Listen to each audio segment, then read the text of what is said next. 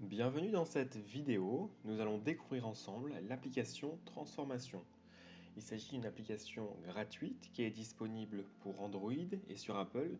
Il vous suffit pour l'installer de vous rendre dans le store et de rechercher l'application qui s'appelle Transformation au pluriel.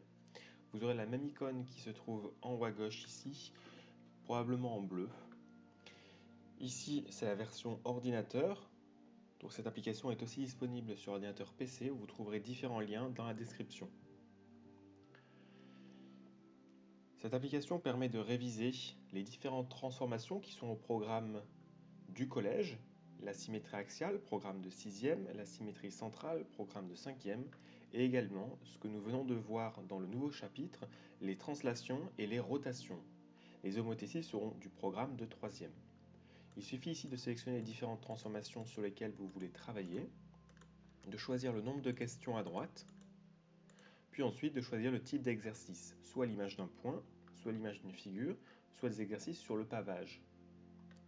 Ici, je vais vous demander de cocher les 4 transformations que vous devez connaître en quatrième, de cliquer sur 20 questions et de faire l'exercice 1, image d'un point, d'aller jusqu'à la fin, ensuite de m'envoyer une capture d'écran de votre résultat et également de faire la même chose à nouveau pour l'image d'une figure.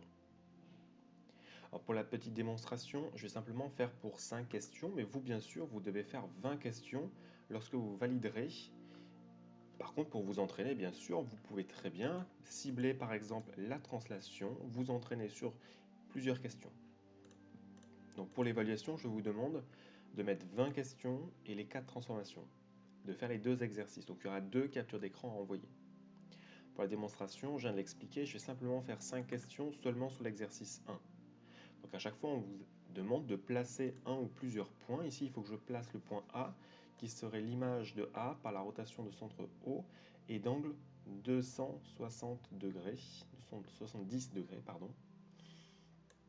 Alors, il y aura une autre vidéo d'aide que vous trouverez en description également pour aider ceux qui ont des difficultés avec les transformations. Ici, je vais rapidement.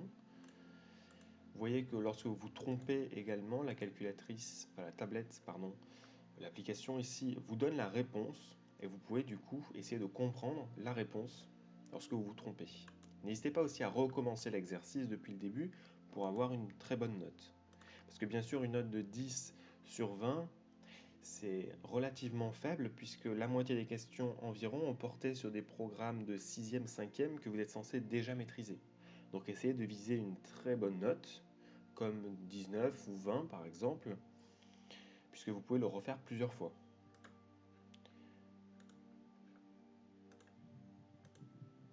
Une fois que vous avez terminé, vous avez ici un résumé de votre travail.